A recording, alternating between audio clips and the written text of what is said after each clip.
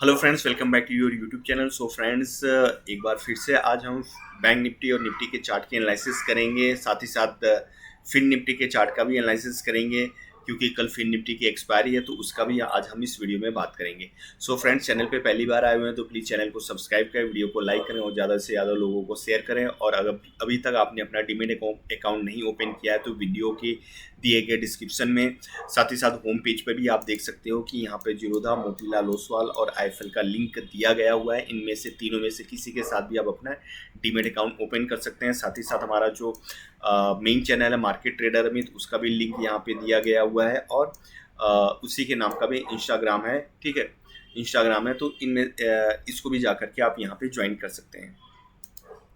So friends, ज़्यादा नहीं time waste करते हुए सीधे चलते अपने चार्ट पे। तो सबसे पहले मैंने यहाँ पर बैंक निफ्टी का चार्ट लगा लिया है, ठीक है। बैंक निफ्टी का चार्ट यहाँ पे डे का चार्ट लगा लिया है। तो आप देख सकते हो कि यहाँ पर क्या है कि दो रेड कैंडल के बाद यहाँ पे आप देख सकते हो दो रेड कैंडल के बाद एक ग्रीन, फिर उसके बाद दो रेड कैंडल, ठीक है। फिर यहाँ पर आप देख सकते एक ग्रीन, ठीक है। फिर यहाँ पर आप देख सकते हो कि इस कैंडल को भी हम चलिए कंसीडर करें, तीन रेड कैंडल के बाद यहाँ पर एक ग्रीन कैंडल बन रही है। तो लगातार दो या तीन रेड कैंडल के बाद एक ग्रीन कैंडल बन रही है। तो सेम चीज़ यहाँ पर भी कंटिन्यू हो रहा है कि इस बार रेड कैंडल, तो क्या कल हम देखते हैं कि क्या कल मार्केट फिर से एक रेड कैंडल के साथ यहाँ पर अपने इस जो यहाँ पर रेड, दो रेड और उसके बाद एक ग्रीन, उसको फॉर्म कर रहा है, क्या वो कंटिन्यूस करता है कि नहीं करता है। तो उसके लिए सबसे पहले मैं यहाँ पे 50 मिनट्स का चार्ट लगा लेता हूँ। 50 मिनट्स के चार्ट पे मैं आपको एक्सप्लेन कर देता हूँ। देखिए 50 मिनट्स के चार्ट पे अगर मैं बताऊँ तो जो मार्केट की ओपनिंग थी, यहाँ पर आप देख सकते हो ये ओपनिंग थी, इसका हाई ये था और लो का लेवल ये था, ठीक है। मार्केट इसी 50 मिनट्स की कैंडल में ही कंसोलिडेट हो गई, एक सीमित दायरे में, कोई बहुत बड़ा मोमेंटम नहीं था, ठीक है। मार्केट यहाँ पे गया 50 मिनट्स की कैंडल के नीचे, आप देख सकते हो कि थोड़ा सा एक नया कैंडल बना, लेकिन ये कैंडल में उतनी कोई स्ट्रेंथ नहीं थी। तो मार्केट यहीं से ही फिर कंसोलिडेट ऊपर गया रेजिस्टेंस के बाद, फिर रेजिस्टेंस के बाद फिर से इसमें डाउनफॉल मोमेंटम देखने को मिल गई। तो इट मीन्स कि मार्केट हमारा एक सीमित दायरे में ही काम किया है, ठीक है।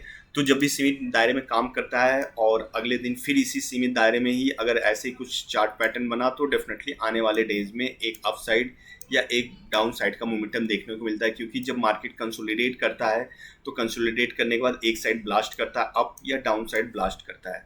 तो जिस साइड का ब्रेकआउट या ब्रेकडाउन देखने को मिले, डेफिनेटली आप उस साइड का ट्रेड ले सकते हैं, ठीक है।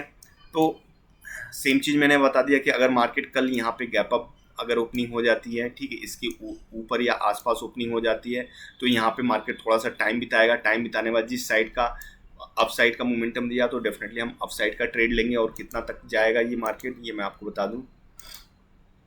देखिए हमारे लिए फिर अगला रेजिस्टेंस ये निकल करके आता है 45,000 का, ठीक है। अगर इस लेवल को ब्रेक कर दिया तो हम यहाँ से फिर 45,400 की राइट जो देख सकते हैं। और अगर मार्केट गैप डाउन खुल जाए, ठीक है, अगर इसके आसपास कहीं मार्केट खुल जाता है, ठीक है, तो इसके आसपास कहीं मार्केट खुल जाता है, तो डेफिनेटली फिर यहाँ से हम देखेंगे कि क्या कोई हैमर टाइप की कैंडल बन रही है, ठीक है। और यहाँ से फिर हम एक बाइंग की अपॉर्चुनिटीज़ देख सकते हैं।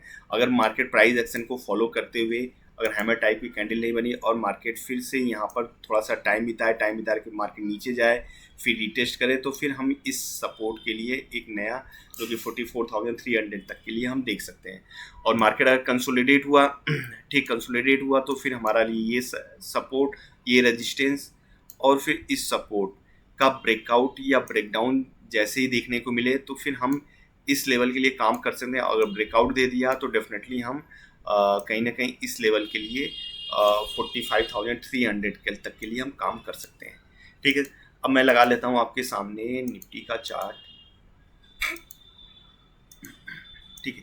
निफ्टी के भी चार्ट में भी सेम चीज़ है कि निफ्टी थोड़ा सा बुलिश था compare to the bank nifty. आप देख सकते हो 50 मिनट्स की ऊपर के बाद मार्केट यहाँ पे क्या हुआ कि एक कंसोलिडेशन जोन में था। जैसे 50 मिनट्स की कैंडल का ब्रेकआउट आया और मार्केट वहीं पे कंसोलिडेट हो गया। थोड़ा सा मैं इसको जूम करके आपको समझा देता हूँ। देखिए मार्केट क्या हुआ कि गैप अप ओपनिंग हुई, ठीक है। गैप अप ओपनिंग हुआ 50 मिनट्स की कैंडल का हाई और लो, ठीक। मार्केट यहीं पे ही अब गया, लेकिन 50 मिनट्स की कैंडल को ब्रेक नहीं कर पाया। फिर मार्केट यहीं पे कंसोलिडेट हुआ, फिर इस सपोर्ट को लेकर के, क्योंकि ब्रेकडाउन दे नहीं पाया, तो यहीं से सपोर्ट लेकर के मार्केट ऊपर की साइड गया, ठीक। और ऊपर की साइड जा करके फिर रीटेस्ट आया, फिर यहीं पे मार्केट कंसोलिडेट करके कहीं ना कहीं मार्केट की क्लोजिंग हो गई।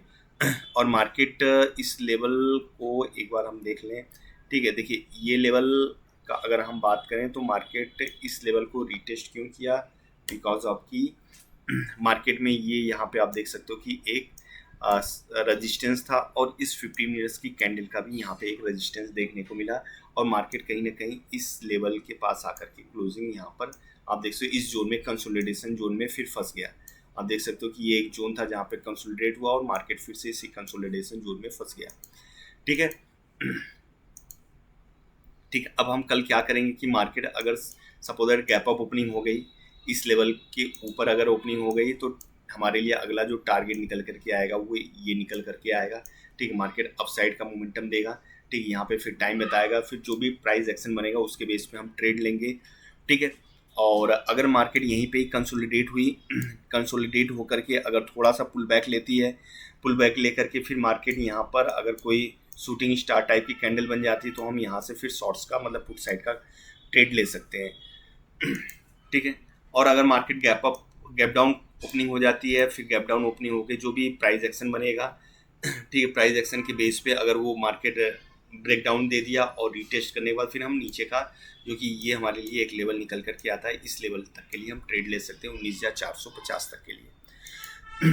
ठीक है, तो इस बेस पे आप निफ्टी 50 में काम कर सकते हैं। अब मैं लगा लेता हूँ फिन निफ्टी का चार्ट। फिन निफ्टी का चार्ट पे मैं एक बार आपको एक्सप्लेन करके बता देता हूँ। देखिए फिन निफ्टी में क्या हो रहा है। फिन निफ्टी में मार्केट यहाँ पे गैप अप ओपनिंग हुई, ठीक है, और मार्केट थोड़ी देर कंसोलिडेट किया, फिर ये रेड कैंडल के साथ मार्केट डाउन का मोमेंटम दिखाया, लेकिन मार्केट में यहाँ कहीं ना कहीं सपोर्ट था। ठीक है, यहीं से रीटेस्ट लेकर के फिर मार्केट एक कंसोलिडेशन जोन में हो गया। फिर मार्केट में फिर इस रेड कैंडल के द्वारा जो यहाँ पे एक रेड कैंडल बनी हुई थी, इसी रेड कैंडल का ही सेम यहाँ पे ग्रीन कैंडल बना, लेकिन ये अपने जो 50 मिनट्स का जो मॉर्निंग का हाई था उस हाई को ब्रेक नहीं कर पाया, और मार्केट कहीं ना कहीं रीटेस्ट होकर के कंसोलिडेट होकर के मार्केट कहीं ना कहीं इसी रेंज में क्लोज हो गया। ठीक है, ऊपर हमारे लिए ये एक रेजिस्टेंस का काम था। ठीक, और एक साइकोलॉजिकल नंबर भी था 20,100, तो इसी को लेवल के आसपास मार्केट रीटेस्ट किया, और रीटेस्ट करने के बाद मतलब रेजिस्टेंस के पास गया, और वहाँ से फिर मार्केट एक कंसोलिडेशन जोन में मतलब डाउनफॉल दिखाया रीटेस्ट होने के लिए, और मार्केट कहीं ना कहीं यहीं पे ही क्लोजिंग दे दिया।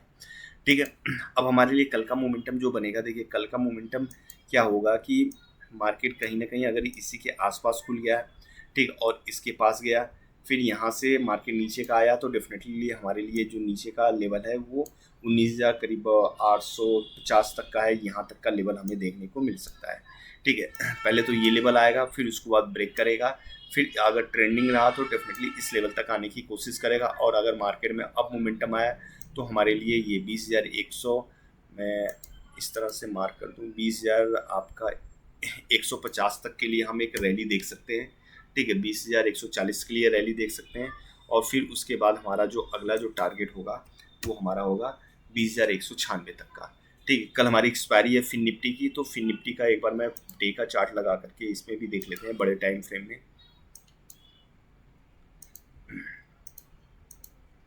ठीक, बड़े टाइम फ्रेम पे अगर हम देखें तो मार्केट कल से थोड़ा सा हाई की क्लोजिंग दिया है। ठीक, हाई की क्लोजिंग दिया है, तो हमारे लिए अगला जो रेजिस्टेंस है वो आपका 20,100 तक का निकल करके आ रहा है। ये लिए हमारे लिए स्ट्रॉन्ग रेजिस्टेंस है। उसके बाद फिर हमारा जो अगला रेजिस्टेंस है वो ये हमारा निकल करके आ रहा है 20,200 तक का।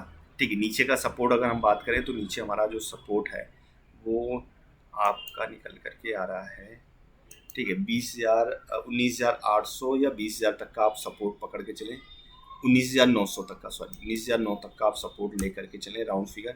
ठीक है, तो मार्केट कहीं ना कहीं कल इसी दायरे में ही कल एक्सपायरी देने की कोशिश करेगा। ठीक है, 20,100, ठीक है, और 20,900 के आसपास की क्लोजिंग देने की कोशिश कर सकता है। ठीक है, अगर इस जोन को ब्रेक करेगा तो डेफिनेटली फिर इस जोन के पास आने की कोशिश करेगा। ठीक है, और अगर अपसाइड दिया तो 20,200 तक जाने की कोशिश करेगा। तो एक सीमित दायरे में रहने का आसार है फिन निफ्टी का। ठीक है, तो आप सपोर्ट और रेजिस्टेंस को फॉलो करें और उसके बेस पे ही काम करें। ठीक है, और अभी तक चैनल पे पहली बार आए हो तो प्लीज़ चैनल को सब्सक्राइब करें, वीडियो को लाइक करें, और ज़्यादा से ज़्यादा को लोगों को शेयर करें, और वीडियो में यहीं पे एंड करता हूँ। मिलते हैं नेक्स्ट वीडियो में, तब तक के लिए thank you so much, bye bye.